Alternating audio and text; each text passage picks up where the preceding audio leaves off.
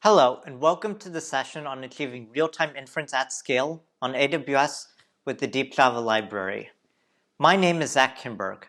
I'm a software developer working as part of the Amazon Web Services open source AI team to bring the revolutionary power of deep learning to all of our Java customers. During this talk, I will introduce DJL and take us through the process of finding a model, using it for prediction, doing those predictions on Apache Flink, and deploying Flink to Amazon EMR. Deep Java Library was created because we found there was a need in the Java ecosystem. While Python is a de facto language for deep learning, Java is extremely prevalent among many of our enterprise customers and within Amazon itself. Having a framework written in Java will allow these customers to leverage their existing infrastructure and expertise to expand to new AI capabilities. So we released DJL just last year as an open source Apache 2 license project. The code can be found on GitHub under the AWS Labs org. DJL is a complete deep learning framework that lets our customers develop the full deep learning lifecycle, from building and experimenting with diverse model architectures, training your model against a dataset, to deploying your finished model in production environments. Well, we believe the ability to build and train models in DJL will be a big win for customers over the long term. Choosing a framework for training is a significant investment that requires careful thought. This talk instead focuses on the topic of deployment, because DJL has the capabilities to bring wins immediately by deploying models trained in the frameworks our customers are already using. A number of our customers train their models in Python but want to deploy their models as part of existing Java infrastructure. However, they're forced to rely on external Python servers, drastically complicating their infrastructure and increasing their costs. With DJL, the models can be seamlessly integrated into their existing infrastructure with lower costs, less effort, and no additional overhead. One customer, for example, was able to get a 3 times speedup for their Apache Spark batch inference job. Here's how. DJL is designed as a set of common interfaces that describe what deep learning should look like in the Java language. Different engine providers can then implement these interfaces. Right now, we have 4 engines implemented: PyTorch, a framework released by Facebook in 2016, Apache MXNet, a framework under the Apache Software Foundation, incubating since 2018, TensorFlow, a framework released by Google in 2015, and Onyx Runtime, an engine released by Microsoft in 2017 for the Open Neural Network Exchange, or ONNX, model format. While you may think of these frameworks as being built in Python, they actually consist of an easy-to-use Python layer on top of a high-performance C++ native engine. The DJL engine implementations built on top of these same C++ native engines using the Java native interface to call the C functions that are part of the engine's API. Because JNI is a relatively lightweight interface, the Java performance can be just as fast as the Python. Reusing the engines also lets our Java users take advantage of all the same performance optimizations and hardware support, ensures there is no loss in accuracy because deploying with DJL can use the same engine that you trained in Python with. The other benefit is that it makes it easy to switch between engines. Many of our customers have a science team in charge of training models and a separate engineering team in charge of productionizing them. Using DJL, the science team has the freedom to choose between one or several of our supported engines to build models in, while the engineering team can use our single standard API to seamlessly integrate them. For example, one of our customers is the Netflix observability team, currently uses DJL with Akka streams to filter millions of lines of log output into only the most important ones. Their models were originally built in TensorFlow, but using DJL's multi-engine support, they're looking to try building in other frameworks to get better performance. Overall, there are several key benefits to DJL. It is engine agnostic, letting you build, train, and deploy with your choice of powerful engine. It can even use models built in any of those engines, including in Python.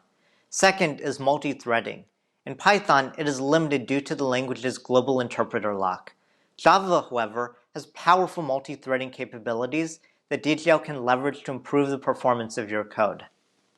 Third is a big data ecosystem found in the JVM. We believe the Java community absolutely excels at deployment and having a wide variety of infrastructure libraries to run code on for high performance and scalability. DGL allows all of these libraries to be leveraged to execute any large-scale deep learning task. And finally, DGL is built from the ground up to be as easy to use for Java developers as possible. While some frameworks compromise to fit into the native paradigms of Python, in DGL we reimagined every aspect of the framework to follow Java conventions and better fit the Java community. Now that we've introduced DGL, let's look for a model to use.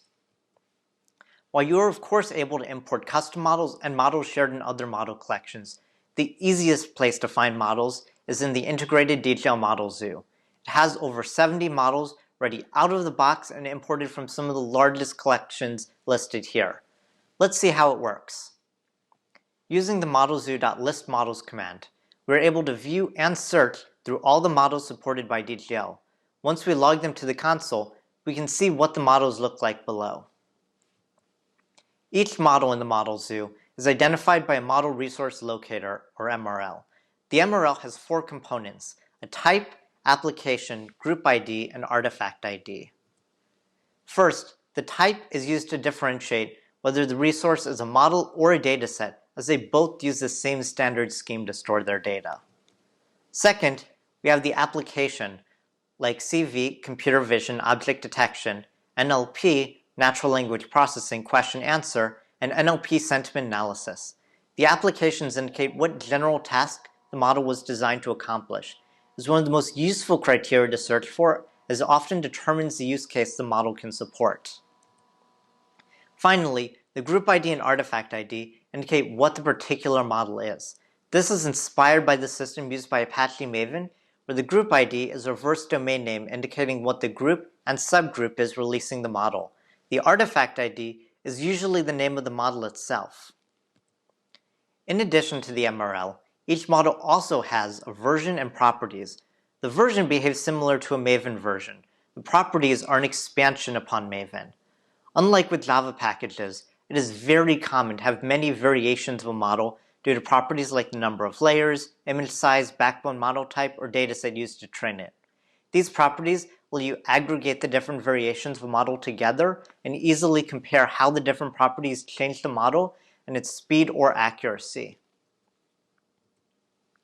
In order to find models, we use a criteria to describe models. We can pass the criteria to the same list model command to filter down to our desired model. The criteria accepts many different components, including any I've just mentioned.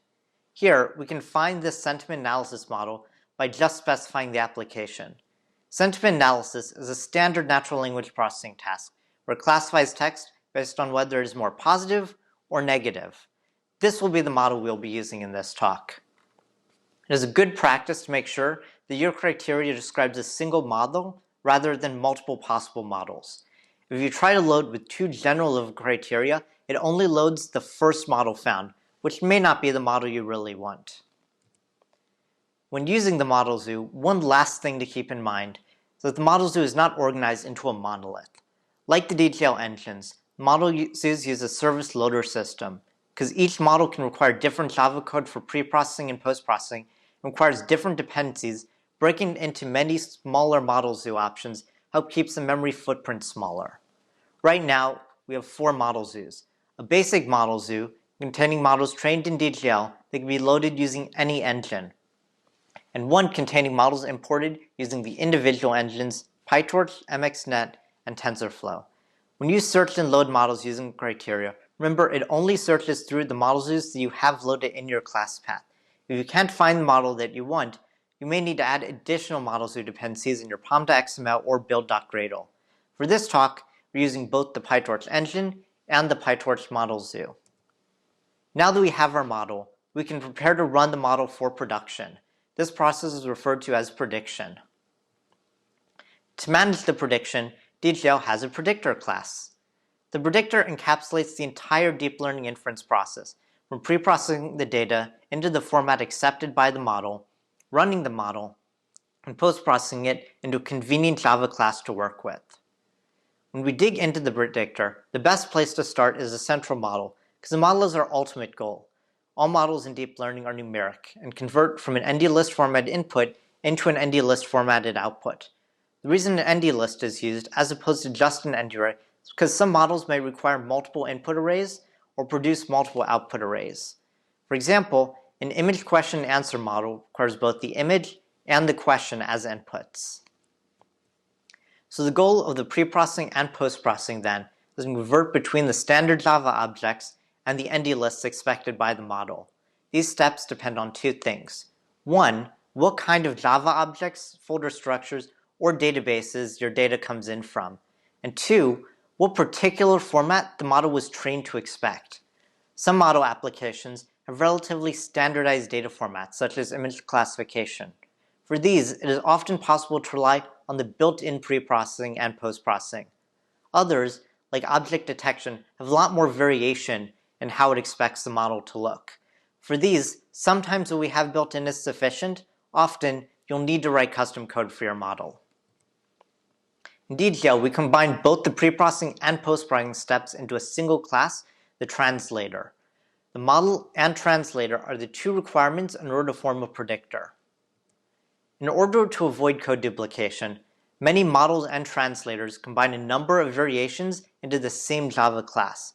They're constructed using builders with options such as the number of layers, image size, or text normalization scheme. If your goal is not to integrate a model into the model zoo, you can just use the classes directly. If you do want to add to the model zoo, we have an additional step to describe how to construct the model and translator and what options to build them with. For this, we have an additional model loader concept. Shown here is a model loader for our sentiment analysis model, along with the MRL data used to identify our model. To understand how it works, let's first try to understand the source data we are loading from. That data is the metadata used by the models. It is broken down into two parts: the metadata that is global for every model variation, and metadata that is particular to each variation. Refer to these variations as artifacts. For example, ResNet 18 is one particular artifact, while all of the variations of ResNet would be artifacts located in the same metadata file. Here we have the global metadata for a sentiment analysis model we are using. The data is mostly focused on basic descriptions like the MRL, name, description, website, and license for the model. Within each artifact, each variation, you have the actual metadata used to load the model. This is where most of the data is. The basic data each artifact has is a name, version, and whether the artifact is a snapshot or a full release. Next, we have the properties. Each property is a simple string to describe how the different artifacts differ from each other. The primary purpose of the properties is for searching through the criteria using the criteria we saw earlier, but they can be used when instantiating the model as well. After that, we have the arguments. While the properties are all strings, the arguments can be any JSON data type. This is where crucial configurations can be passed to the model loader to describe how to build the model and translator. Right now, there aren't any arguments because we don't have a shared translator for sentiment analysis. If you were to look at models using our shared image classification translator, on the other hand, you'd see many arguments used. Lastly, we have file data. Because the model zoo focuses on metadata, it only specifies the location of the real files that constitute the model. These files can be located at any URL, even those from other sources. Here we have two files. At the bottom, the model file contains the PyTorch symbol file with the model structure and parameters. This format is defined by the PyTorch engine, and the engine uses this to reconstruct the model for running. In addition, there is a Distilbert-based uncased vocab file that is used during pre-processing and post-processing of the models. Many models have supplementary data like this, including vocab or image class names. Now that we understand our metadata, we can build our model loader. Here, we will implement the translator factory class with input string and output classifications. They'll simply return a PT Distilbert translator because it's not shared. We then add that translator factory when constructing the model loader. It is also possible to use multiple translator factories when there are multiple potential input types or multiple potential output types. For example, we could add a second URL translator factory that loads a document from a particular URL before doing sentiment analysis on that document. While the full process of loading a model contains a number of steps, actually using it is incredibly easy. Often it requires only 3 simple statements. 1.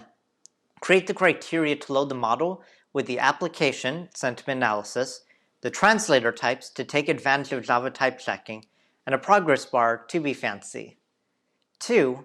Just call modelzoo.loadModel using the criteria. And 3. Create a new predictor using the default translator built into the model zoo. That's it. As a user of the model zoo, this is almost effortless. Our goal is to make a system that is as simple and easy to use as possible for customers who don't want to spend too much time on the deep learning side. But it can be very flexible and powerful for the customers who want to have more control over the process. The goal is to have translators that can be shared throughout an application, become standards that Java deep learning community can orient around. Blocks, which, like translators, are standardized and reusable. Users should not have to inspect the code to understand how it works, but trust that it obeys a standard interface. Model zoos, which are easy to create, enable a wide ecosystem of third-party model zoos in addition to our first-party ones. And a single model zoo API provide effortless defaults to users of the model, good searchability for those looking for a model, and customizability for advanced users with more precise requirements. Now, we've explored through the model zoo to find our model and built our predictor to use.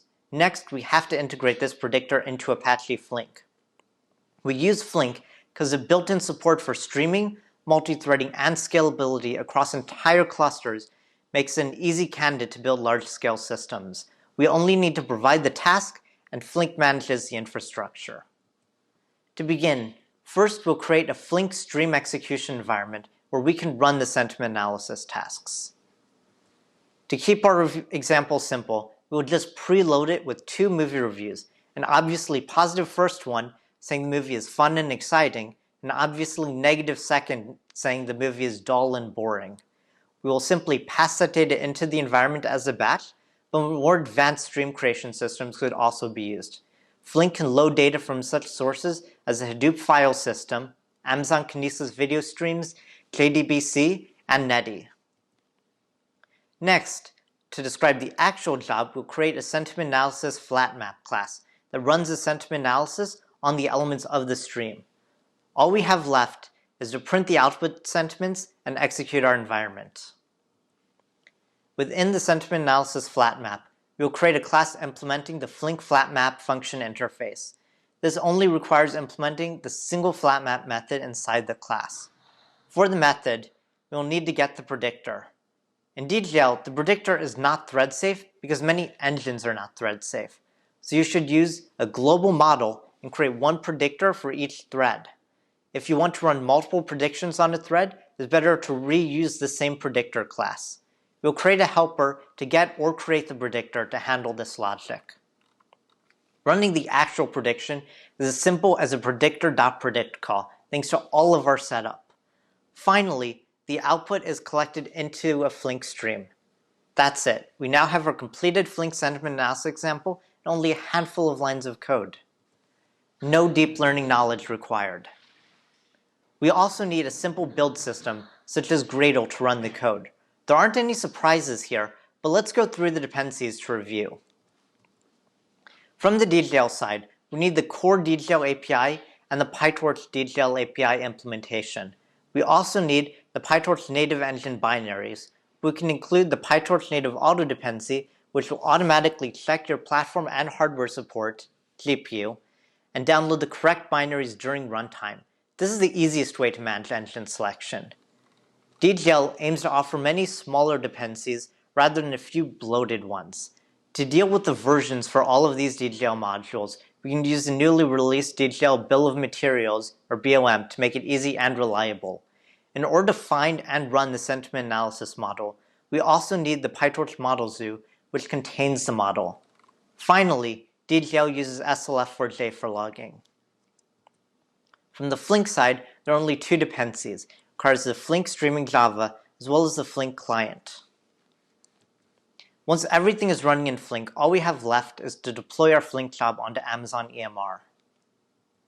To deploy our sentiment analysis on Flink on Amazon EMR, there are a few components we need to add. First, we need to put the Java jar we generate that contains our Flink sentiment analysis code inside an S3 bucket. This means we can either create a new bucket, like we will do now, or we could reuse an existing bucket. The second component we need to create is an Amazon EMR cluster to run our Flink job. Once that is done, we can run the job by specifying the S3 location with our jar and passing it to EMR. Now we're going to see this set up in a demo. To begin, we'll start by setting up our S3 jar. We need to create a simple S3 bucket to use.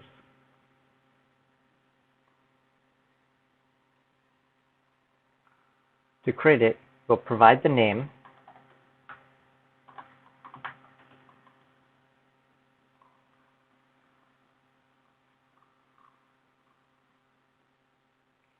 but everything else can be left as the defaults.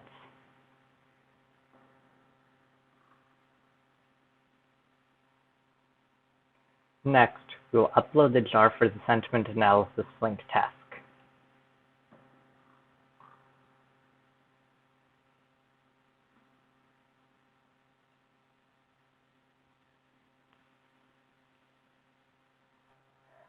Now that we have set up Amazon S3, we'll start on Amazon EMR.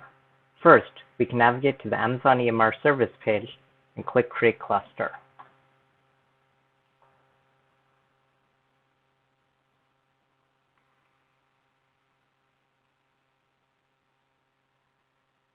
When creating the cluster, Flink is not available from the quick options.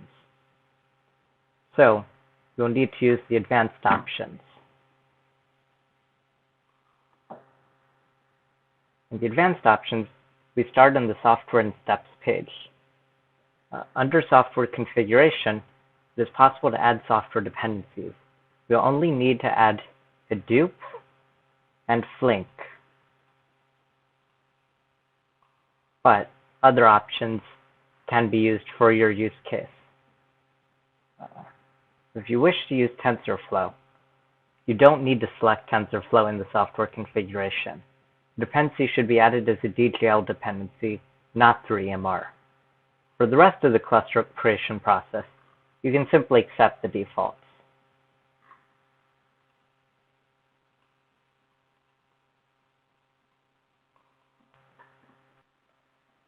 Now that we have set up our cluster, all we have left is to run our job on it. In the cluster view from Amazon EMR, go to the Steps tab to view what steps are running, and then we will add a step now. Within the step, we'll provide a custom jar.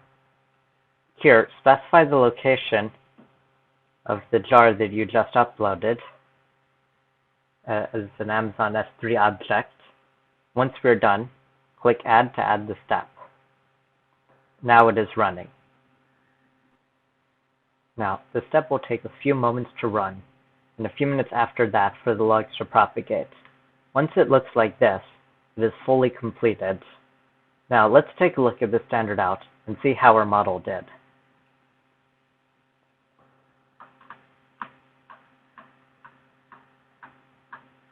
As a reminder, we have 2 movie reviews with 1 positive review and 1 negative review.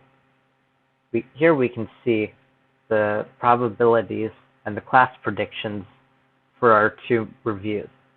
As expected, 1 is overwhelmingly negative and 1 overwhelmingly positive, although the order was switched. With that, we are done. Before we wrap up, let me talk a little bit about DGL development. DGL was announced 1 year ago at reInvent 2019. We've already brought a number of new features since then. One of the first areas of development was in engine support. When we released, we had support only for the Python MXNet engine. We have since added full training and inference support in PyTorch. In TensorFlow, we have support for inference as well as most of the DGL specification. We also added basic support for models in the Onyx runtime, so they can be imported and ran using the familiar DGL API. During this time, DGL has not stood still. The breadth of the engine API has expanded and even our original MXNet has significantly grown upon its previous capabilities. Next is support for different model modalities. We released with the focus on computer vision. We've continued to work on computer vision, but have also added a lot of utilities to better support our customers working with natural language processing. We've added demos and integrations throughout the JVM ecosystem, including all you see here. There's also both an Apache Camel component as well as a Spring Boot starter for DGL. We have guides for using DGL with AWS services as well, such as Amazon Kinesis video streams, AWS Elastic Beanstalk, and AWS Lambda. We created DGL extensions for easier integrations for Android, AWS, and Hadoop. We also added integrations with the third-party NLP libraries FastText and SentencePiece. We doubled down on making DGL as easy to use as possible for our customers.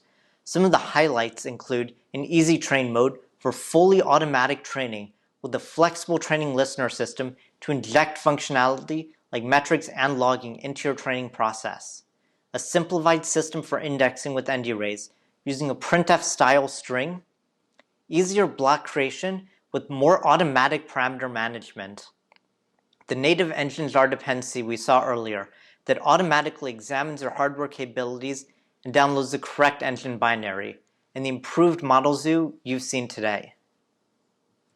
We built a new docs website to make it easier to both search and explore all of the docs we write to help explain DGL and deep learning itself. Finally, we've begun creating an adaptation of the Dive into Deep Learning book with DGL, so Java customers can leverage their existing Java experience not just to do deep learning, but to learn deep learning.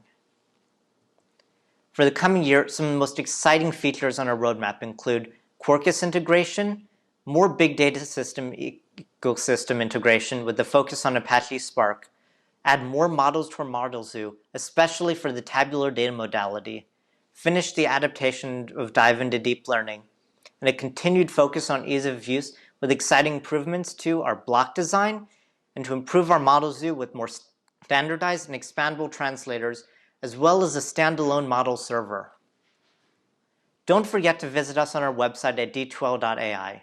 There, you can find links to the website for the Dive into Deep Learning adaptation, our GitHub repo, our Twitter to get updates on new content and releases, and our Slack workspace to chat with our development team and over 300 dedicated members of the DGL community. You can also find examples and integrations with DGL, including the demo this talk was based off of, in our demo repository at github.com/awssamples/dgldemo. It contains over a dozen fully featured demos with integrations across the big data system ecosystem, including Spark and Camel. Get started with DGL today, and if you like it, be part of the journey and contribute with us to building DGL and the Java deep learning ecosystem. Thank you everyone for coming, and I hope you enjoyed the talk. Please help us out by completing the session survey with your feedback.